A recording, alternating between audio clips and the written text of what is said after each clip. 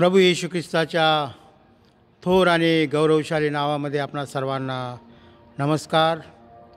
Pune धर्मप्रांत CNI याचे bishop या नात्याने मी आपणा सर्वांचं अभिनंदन करीतो. आणि लेन समय जो महत्त्वाचा समय आहे त्या समयाला सुरुवात करत असताना आपणा सर्वांशी 2 शब्द मी बोलू इच्छितो. आपण पाहतो की आपल्या ख्रिस्ती विश्वासामध्ये 2 समय अतिशय महत्त्वाचे आहेत. एक आगमन समय, प्रभू येशू ख्रिस्ताच्या येण्याची तयारी आपण करत असतो. त्याचप्रमाणे दुसरा समय जो आहे तो लेन समय. आणि दोन्ही समयामध्ये आपण तयारी करतो. लेन समय ज्यामध्ये आपण आपल्या मनाची अंतःकरणाची तयारी करतो. आपण पाहतो की लेंथ हा शब्द जुन्या इंग्लिश भाषेमध्ये त्याला स्प्रिंग सीझन असं म्हटलेलं आहे.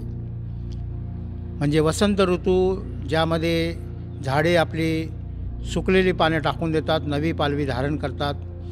त्याचप्रमाणे लेन समय हा अतिशय महत्त्वाचा समय आहे, ज्यामध्ये आपण प्रभूला न आवडणाऱ्या गोष्टी टाकून प्रभूला आवडणाऱ्या गोष्टी धारण करणं गरजेचं आहे. त्यामुळे आपल्या शरीराचं, मनाचं आणि आत्म्याचं नवीनीकरण या समयामध्ये होणं हे अतिशय महत्त्वाचं आहे. अनेक वेळेस आपण पाहतो की लेन समयामध्ये आपण त्याला उपवास समय देखील म्हणतो. कारण की 40 दिवस आपला प्रभू येशू ख्रिस्त याने अरण्यामध्ये उपवास केलेला आहे आणि त्या आधारावर आपण हा समय पाळत असतो.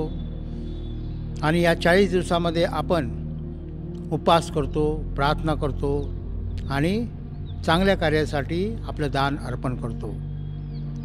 उपवासाकडे जर आपण पाहिलं तर उपवास हा 3 प्रकारचा आहे. एक म्हणजे संपूर्ण उपवास, ॲब्सोल्यूट फास्टिंग, ज्यामध्ये आपण काहीही पाणी देखील पित नाही आणि अशा प्रकारचा कडक उपवास आपण करतो.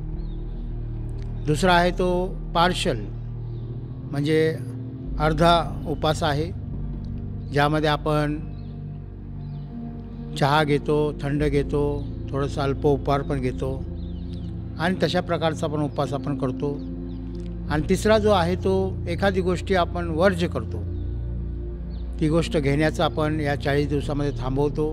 आणि अशा प्रकारे देखील काही लोक उपवास करतात.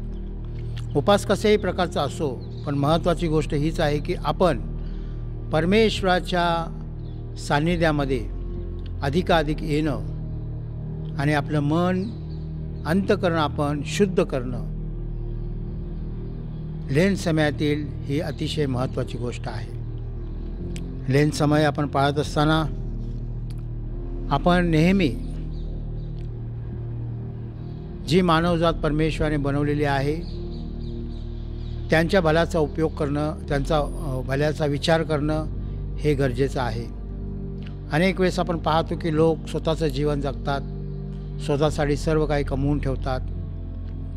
पण प्रभू येशू ख्रिस्ताने जे आपल्याला शिकवलेलं आहे ते आपल्या जीवनातून आपण करणं हे अतिशय महत्त्वाचं आहे. प्रभू येशू ख्रिस्त म्हणत आहे की जर तुम्हाजवळ 2 अंगरखे असतील तर 1 अंगरखा तुम्ही गरजवंताला दिला पाहिजे.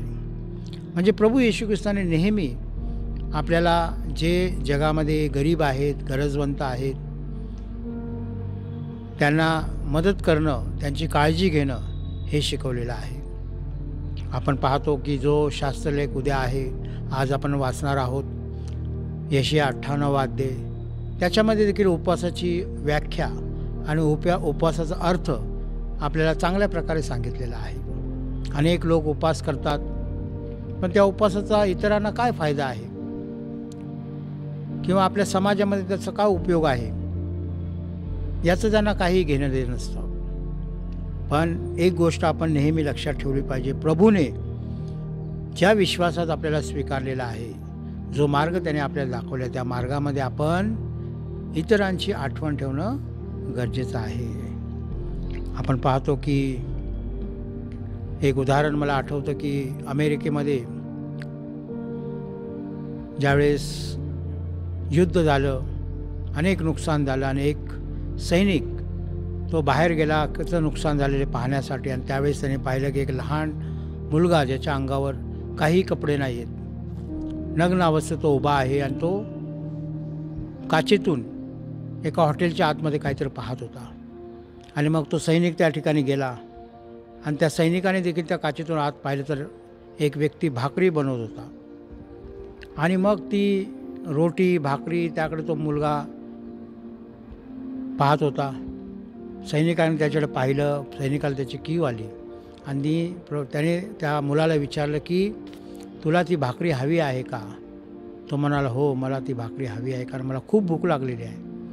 आणि मग सैनिक आतमध्ये गेला आणि त्यांनी 1 डझन भाकरी विकत घेतल्या आणि बाहेर येऊन त्या मुलाच्या हातात दिल्या. ते भाकरी पाहिल्यानंतर मुलाला खूप आनंद झाला. तो सतत त्या भाकरीकडे पाहत होता.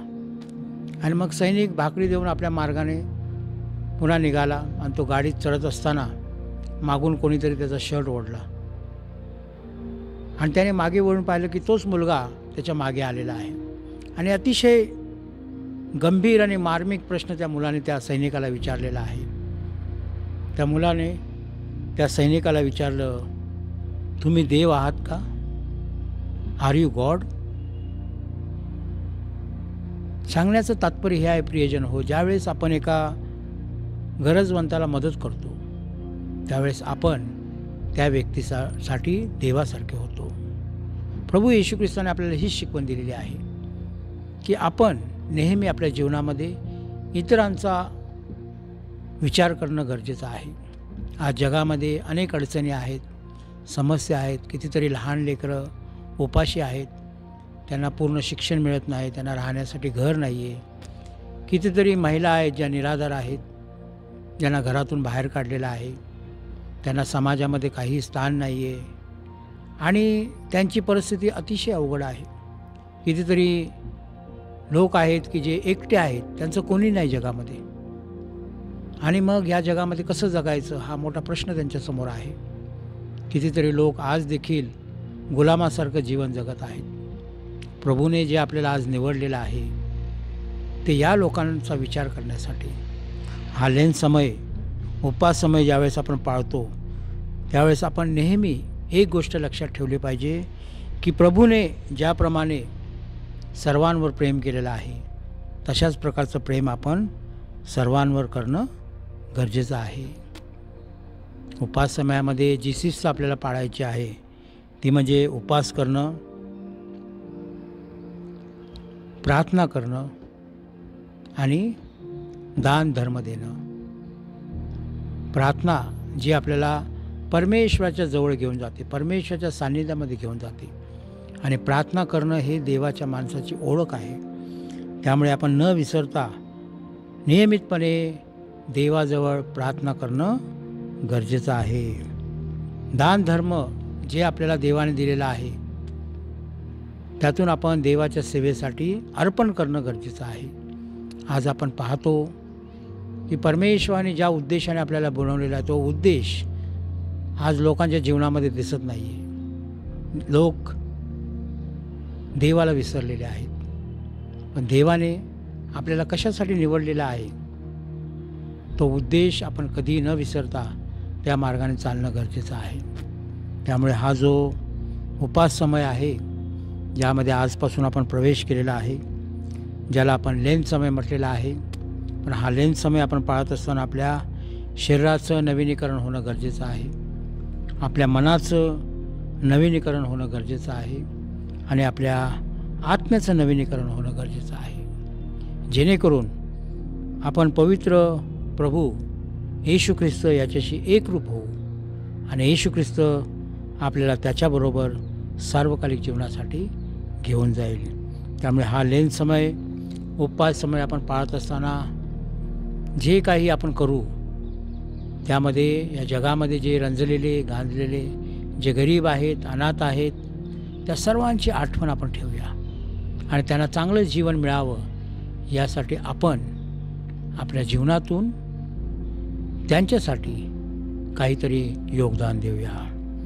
आपण प्रार्थना करू. सर्व समर्थ देवा, खरोखर मनापासून आभार मानतो कारण की प्रभू येशू ख्रिस्तामध्ये आमची योग्यता नसताना देखील तुझे मुले म्हणून तू आम्हाला स्वीकारलेला आहे. आज आम्ही प्रार्थना करतो कारण की उपास समयामध्ये आम्ही प्रवेश करत असताना आम्ही हीच प्रार्थना करतो की आमच्या मनाचं, अंतकरणाचं, शरीराचं नवीनीकरण होऊ दे. तुला आवडणारा स्वभाव आम्ही धारण करावं, तुला आवडणारं जीवन जगावं आणि आमच्या जीवनातून तुझी इच्छा योजना पूर्ण करावी. हा लेन समय आम्हा सर्वांसाठी तू आशीर्वादित कर आणि आमच्या जीवनाद्वारे तुझी इच्छा आणि योजना पूर्ण होऊ दे. येशू ख्रिस्त आमचा प्रभू याच्याद्वारे